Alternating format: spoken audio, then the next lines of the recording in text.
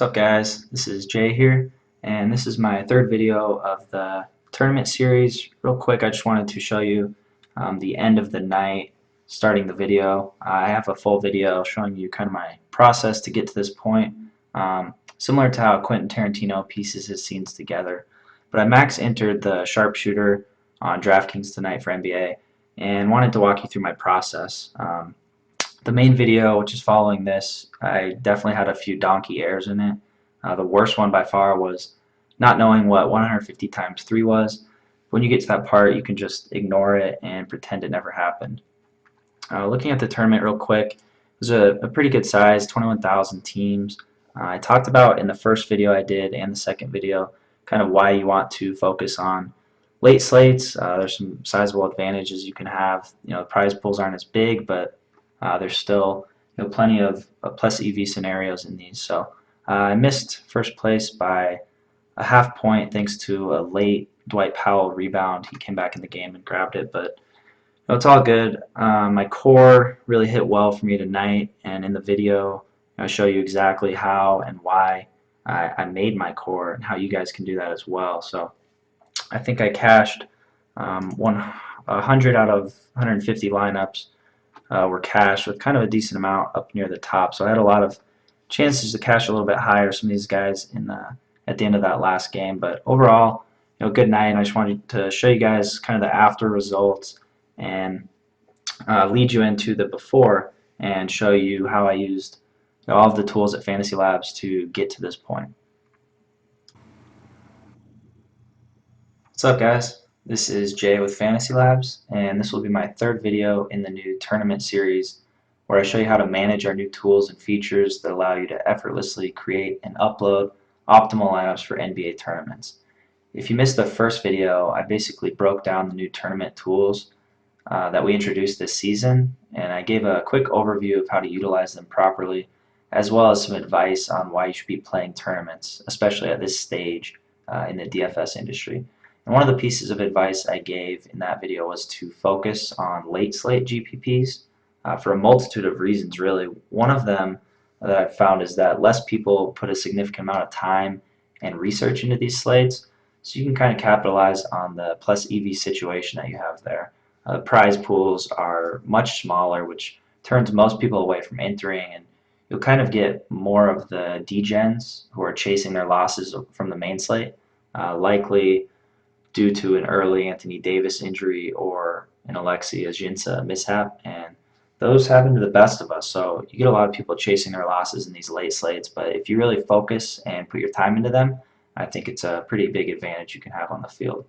In the second video, I kind of went into detail on how to tackle a slate, a more full slate, and this was on FanDuel by using the multiple lineups builder and setting exposures, going position by position, and kind of why I was doing that to build optimal lineups. So nothing with that will change for this late slate, which I'm going to do this video on. I'm still going to create a pool of players. We can pull up the model here and set my exposures for my players based on who I think the chalk will be and who I think can provide value that other people may not be looking at, which really is a key piece of your overall strategy, not only for general GPPs, but especially these smaller slate GPPs. There are fewer options to choose from. This is just a 3-game slate, meaning more overlap in lineups and more people reaching similar conclusions about game flow and finding value with players relative to their expected output based on salary. So for this 3-game slate, I'm going to use DraftKings as an example. I did FanDuel last time. I'll do DK this time, and I'm looking at the late slate sharpshooter. It's a $3 buy-in. It's actually going to fill pretty soon, so I'll try to hurry up and get these teams in. $600 total buy-in for maxing it, $55,000 prize pool.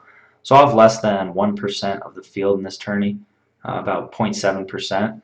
And looking at this, there are really, any slate really, there are two ways to go about attacking a tourney like this, these small slates. You see them a lot with NFL. They're really big with the primetime slates, the Monday, Thursday combos. And there's not a big player pool, so there's a lot of overlap. And one strategy is you can mass enter lineups and kind of spread your exposures around and try to cover all of your bases because there's a limited player pool.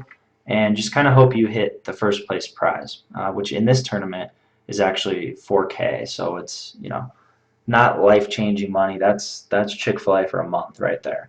But it goes to say with these small tournaments, you either want to do that, which I don't recommend, but that's what people do. They'll have exposure to just every single player and spread it out, thinking like, okay, one of these has to hit. I don't care if 80% of them are dead. Let's just hope one hits.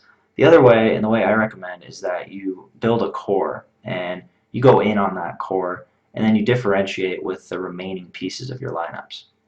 And if you study the top tournament players in the industry and throughout the history of the industry, I would say a very large percentage implement a core when they're making multiple lineups. And the reason for this is that if your core hits, you have a much better chance to not only get first place, but to cash a high percentage of your lineups to really increase your ROI.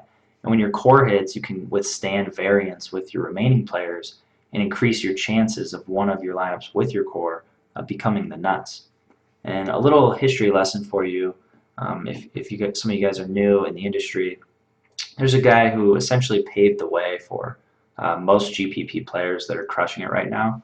I'm sure they would all shout him out in their, people who helped pave the way for them and their tournament strategies. And he's infamous for completely dominating tournaments and just littering the top of leaderboards for a stretch almost on a nightly basis. And I'm talking about McJester, the OG McJester. And you used to see him at the top so often on FanDuel that this became the phrase McJestering tournaments, where you have multiple lineups in the top 10 and tons in the top 100. And there was a stretch where he'd McJester the slam, the NBA slam specifically on FanDuel, almost every other night. And at the time, people would think like, wow, how does this guy win every single night? And how is he doing this? Littering the top of the leaderboard, because most people were just kind of firing in single bullets or just kind of having a broad player pool and having set exposure to everybody equally. And McJester would use a core for his lineups, and of course we didn't see the nights where his core didn't hit and he littered the bottom of the leaderboard, but he obviously littered the top enough to do this full time and make a good career out of it. So that's kind of where it started as far as people getting the idea of doing that. And it goes much deeper than that on why you want to build your core and kind of maximize your upside. And this template is pretty much exactly what we want to copy today still. When you hit in tournaments, you really want to maximize your ROI because it's very difficult to consistently beat these large fields. So the importance of having your unique core of players and when they hit, that's a top priority as a tournament player. And this is really where our tools pay off, especially our new tools for this season, giving you the ability to build your cores with our My Groups feature. And then you can optimize the top lineups based on your groups, and then be able to easily save, edit, and upload these lineups into whatever tournament you're playing that night. So for this specific slate, we're just getting some news in here, paying attention to the Jazz starting lineup. And Derek Favors on a 15-minute limit, which is good because I have barely any exposure to him, so that's good. I should probably zero him out, but that's okay. There's not enough time to really change at this point for the purposes of this video. So the three-game slate I'm looking at, if we look at the teams, you kind of see the Suns Rockets is the one that stands out the most with an extremely high total and a relatively close spread thanks to the game being played in Phoenix and the Rockets on a back-to-back. They still have a 117.8 implied team total. Then we have the Mavs Blazers, which is an intriguing game. Pretty nice total, especially considering the Mavs are a part of it. And then the Jazz Kings, which is comparable to a Big Ten basketball game. The Blazers and Kings are both on a back-to-back, and the Kings are traveling to altitude to face a very stingy defense. Another reason looking at this three-game slate, why I recommend playing these smaller slates is most importantly to help you tighten up your process, especially if you're struggling on some of these large field tournaments. It's a lot to kind of break down each night, depending on how much you're playing. So if you aren't fully familiar with identifying exposures on 9-game slates and breaking down each team, attaching a range of outcomes to each player, then I recommend starting with a smaller slate so you can kind of manage it better. The prize pools aren't as flashy, but you can increase your chances of having success by practicing more. And then you can carry over that same process to larger slates and larger tournaments once you get a grasp on how to kind of go about it. So what I recommend you do is take time to break down these games in the late slate. This one's only 3 games, so you can just spend most of the day instead of focusing on the main slate. Really take your time and break down these last 3 games of the night that other people might be overlooking or might not even be bothering with this slate. To do this, you can use all of the data that we provide in the player models, of course, all of our advanced statistics, projections that are constantly updated with each piece of news that comes out. You can use our trends to see how players, especially in this example, have fared in back-to-backs, whether it's at home or on the road. A trend I was interested in was CJ McCollum on back-to-backs, and pulling up a trend for him, you can see, effortlessly that he's been not great on back-to-backs this season. Not a massive sample size or anything this season, but it's enough for me to look at his game last night, his explosion, and it makes me find being underweight on him relative to the field, knowing that he has struggled on back-to-backs this season. You can pull up our on-off tool to see who receives a boost in usage. For this example, we have Rodney Hood and Dante Exum ruled out, so you can go ahead and go into the on-off tool that we have and look at who benefits with those players off the court this season if you want. And we've done videos on how to kind of manage doing that, but that's another feature that we have that I highly recommend utilizing, especially when you're breaking down each team and really want to get a good grasp of the slate. So doing that, you can help kind of handicap, using all of this information, which players might have a higher ceiling because of someone's absence from the court, or someone struggles on back-to-back, who's going to capitalize if they're not scoring, who's going to produce. Of course, you can look at the Vegas data. You can look at opponent plus minus, how a position of a team has done against that opposing player. You can look at projected ownership and make decisions on all of these factors. And then on these small slates, you really have to take a stance with some guys that you anticipate not many people will share. An easy example on this slate is that you might be worried about a potential blowout in Phoenix, and you think a Kings team off a back-to-back will be very sloppy on defense, allowing the Jazz, who are riddled with injuries on this night, to provide plenty of value despite a lackluster team total of just about 100 compared to the other teams available. They don't have much depth on the perimeter and in the backcourt.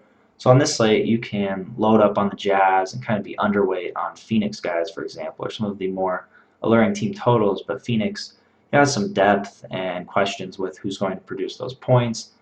You look at the Rockets, a team with the second best defensive rating in the last 10 games, and that's a spot I think you can take. If you look at Phoenix's best player, the guy you want to target most, Eric Bledsoe, will be facing off against Patrick Beverley, who is in the running for Defensive Player of the Year. And if you kind of eliminate him, you kind of assume that the rest of the team will likely struggle. I do have some exposure to Brandon Knight quite a bit, coming off the second unit there, hopefully avoiding Beverley for a majority of this game. And that's a guy who I really like his price point. So you want to take these stances and analyze roles, individual matchups of players to kind of determine who you want a lot of exposure to and who you want a little exposure to. So similar to the last video, I kind of would go position by position and sort by ceiling and kind of just get a grasp of what guys on this slate are capable of producing a high ceiling. And if you go through position by position or even all, you'll see it's pretty clearly Harden and Boogie, DeMarcus Cousins, with Harden having a massive ceiling. Actually we can see only 5 players have a ceiling over 50 on this 3-game slate. So we have one of them, DeMarcus Cousins, coming off back-to-back and facing off against Rudy Gobert, who is pretty easily the best big man defender in the league, him and Marc Gasol. But so what I'm going to do on this slate is eliminate DeMarcus Cousins from my player pool and you can see that I just click the unlike button, and I can go to my pool and have all the players I like. So I'm taking a stance on eliminating DeMarcus Cousins, and what I'll do is lock in James Harden as one of my core plays. He has the highest ceiling. This is a 3-game slate. It's a spot where if he hits his ceiling on a short slate, not having heavy exposure to him will be very difficult to overcome. And his salary is 12K, which is really difficult to afford, but luckily we have some affordable options to supplement him. So I'm going to lock in Harden. I just don't think Cousins will have a good game versus Gobert, and I think Harden will have a good game against the Suns. Pretty crazy, I know. So I have all of my exposures set. I'm going to finish out my core here and add a couple more players. And another guy in my core I'm going to lock in is Joe Ingles, Jingles. And we can look at our feed. We got the confirmed Jazz lineup 14 minutes ago. Joe Ingles is drawing the start because Rodney Hood is out. So this is a spot where I look at his $3,300 salary, and that's really where I want to save. We have a few other guys. I mean, Nene is an option that I think a decent amount of people will go after he produced last night, but it was very limited minutes, and he's on the second leg of back-to-back.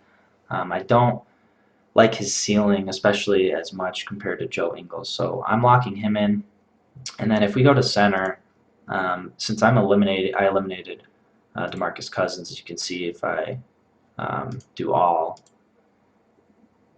There we go. So with my pool, you kind of look at who has the top ceiling, and it's pretty much far and away Rudy Gobert, and Mason Plumlee isn't playing DeAndre Jordan or DeMarcus Cousins. I don't think he has beef with Salah Madrid, so I'm going to lock in Gobert as another part of my core. I'm going to be very heavy on Jazz players on the slate, like I mentioned earlier. They're really thin, kind of on the wings. Gobert has that ceiling, and I kind of pivot to him getting off of DeMarcus Cousins' exposure 100%. So that's my core. So I can just save to my groups. I actually already did this earlier. So we'll have my groups right here, and that's what I saved. So that's the core I'm going into this slate with. And those are so every single one of my 150 lineups will have each of these 3 players on it. I have, the guy with the highest ceiling on a short slate on every single team. I have my favorite value play in Ingles. I'm going very light on Nene, whose ceiling I question with that strict minutes limit. And I'm all in on Gobert, who's a direct pivot at the center position to DeMarcus Cousins, who I have 0% on. So it's kind of my thoughts on my core. I got all my exposures set, and I'm happy with them all. So let's go ahead and we can just build lineups with my core, and I'm going to do 150 lineups and lock the core in, and we'll generate these based on rating. I'm going to keep the diversification at 2. For utility positions, on some slates you can kind of pick your spots. The way I set up my exposures, I'm really light on power forward, for example, so I'm not too concerned about a power forward showing up in my flex. I have a lot of exposure with small forward because I locked in Ingles, I locked in Harden, and I like a lot of shooting guards. So my flex will be fine with the way I kind of set it up. So I'm going to leave those all unchecked or all checked and generate these lineups. Okay, and then you can go ahead and view your exposures. Everything looks good to me. I'm pretty heavy on, again, most of the Jazz guys, a lot of the Rockets guys, Montrezl Harrell, Devin Booker I like a lot, especially if Eric Bledsoe is D'd up the majority of the game by Patrick Beverley. So I'm going to check and see. Let's see. Okay, so it's filling up pretty quick, and this would probably be a good time to create these lineups and get them in. I think if you did this earlier, you'd have some time to follow the feed and see kind of what's coming up, see if anything happens, and you can kind of change your exposures. But it's looking like it's filling up really soon. So this is kind of the ideal time to gather up. You have all of the information you need. You have up until this point, and now you can put these lineups in and edit if you need to straight from DraftKings. So I'm going to save these lineups to my lineups page. And let's go to my lineups page.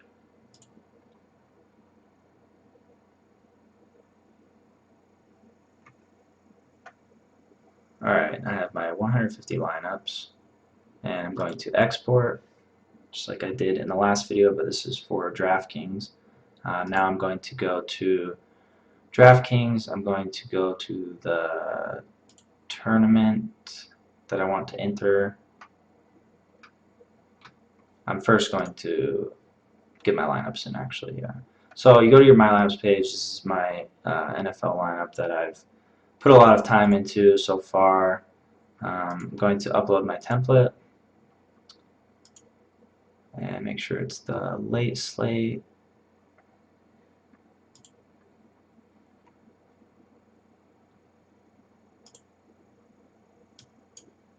Okay, and upload the CSV, and now I'm going to view my lineups. So really easy to get these on DraftKings. You'll notice number of entries for all of them is 0. I'll show you how to do that.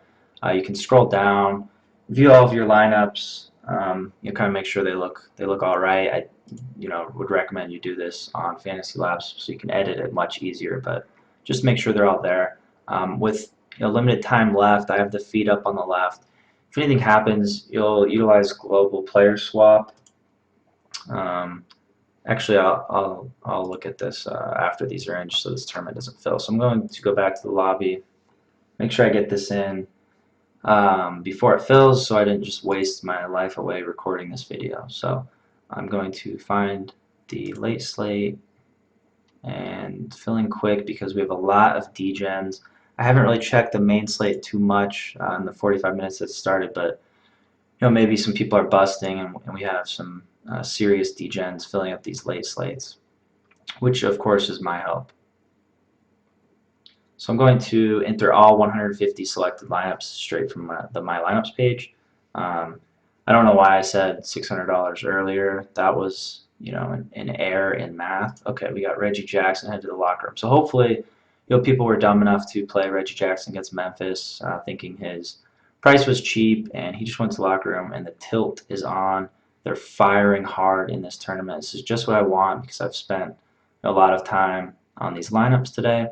And enter all 150 lineups for 450, not 600. There we go. Alright, so got all my lineups in, can view the My Lineups page. Still about 1,500 entries left in there for all these Reggie Jackson degens to try to chase their losses. So we can see now we have number of entries, 1 for every single one here. You can kind of scroll down. I do have still some guys, so we have what is it, an hour and 12 minutes to basically watch the feed. I have some guys. Rudy Gay is expected to play, but I have exposure to guys who might not play. And in that case, since I already have these uploaded on the site, I will utilize global player swap. And what I will do if, for example, Rudy Gay's out, I'll just search for Rudy Gay, and it shows you what spot he's in and you're part of your lineup. So you can kind of go ahead and if you need to, you can make a quick pivot. This is Rudy Gay in my utility. I could go ahead and put Darren Williams in for him in that lineup, for example, depending on how many times I have Gay exposure. You can kind of do this for every player. If you don't want to just apply a blanket late swap, you can just Control F and type Rudy Gay and go one by one and kind of edit these lineups out as you see fit and adjust based on salary. And that's kind of what I would recommend doing.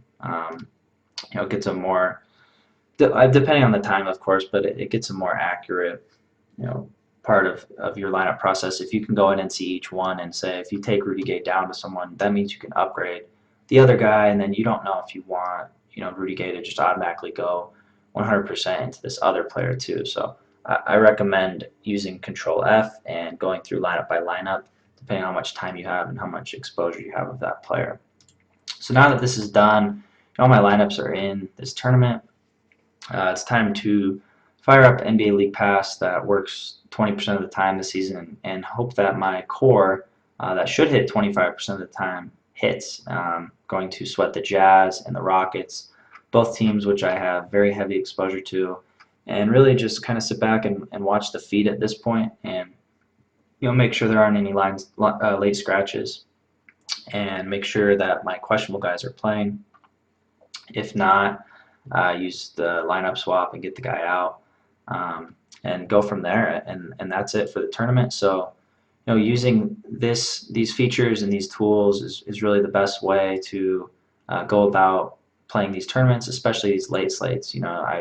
I went in on a core. I showed you how to kind of create a core and how the process of reaching that core, and that's what I recommend doing. So I recommend you start out with some late slates and make sure you're kind of familiar with the whole process. And the same process carries over to the full slates with the juicy prize pools. You just want to make sure that you have it down before you go and throw a decent chunk of money away. If you're not really willing or capable of breaking down a 10-game slate, you can start these on the 3-game slates. And of course, they have the quarter arcade for these as well, so that's another spot where if you're looking to start out with mass entering, that's probably where I'd recommend starting. So that's it for this video, guys. Video 3. I'll be back with video 4, where I'll show you guys a template of what tournaments to consistently play based on your bankroll and your experience, and kind of show you, almost a schedule of how to play these. So here we go with Rudy Gay. Here's a perfect example. So I had Rudy Gay exposure, and he just got ruled out. So I'm going to go, and for the sake of this video, I do want it to end. Killing my bandwidth, and I got to fire up League Pass. No, but so for here, it's a perfect example. I'll pull up Rudy Gay, just got ruled out, who I actually tried to be sneaky on and get exposure to him. So in my utility spot for Rudy Gay, I do actually like Darren quite a bit with Dirk not able to suit up. I do like Devin Booker as well too, and Eric Gordon. So I like these guys a lot. So what I will do probably off, when I finish this video, I'm going to throw Darren in for now on those ones. But I'll probably go through each individual lineup and spread that Darren exposure to some Devin Booker and kind of get how much exposure I want to those guys. And then I had no Caspi. Caspi was doubtful, so that's not a problem.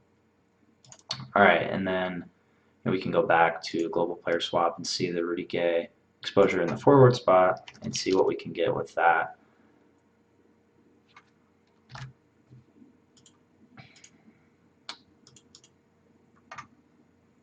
Perfect. So here's where I'll do Devin Booker, who's small forward eligible. I'll apply that swap. And the reason some of these might not be working is because I might have the other player on that lineup already, and that's why I'm going to Control F Rudy Gay and kind of go through each one individually. And there we go. So I probably see how many Rudy Gay lineups I have left. Okay, only 3. So I'll go ahead and do that. I'll just end this video here and do that. But that's kind of why, you always want to have the feed up. It's been 3 minutes, and I kind of already got him out. I think I had 19 Rudy Gay lineups. Now I have 3. So got him out of 16 really quick. Luckily, I have enough time to kind of spend on these lineups and ensure that, each one has maximum plus EV, and that's to optimize and get Rudy Gay out of there and see what I can get in his place. So that's it for the video, guys. I'll be back with video 4 next time, and until then, good luck, everybody.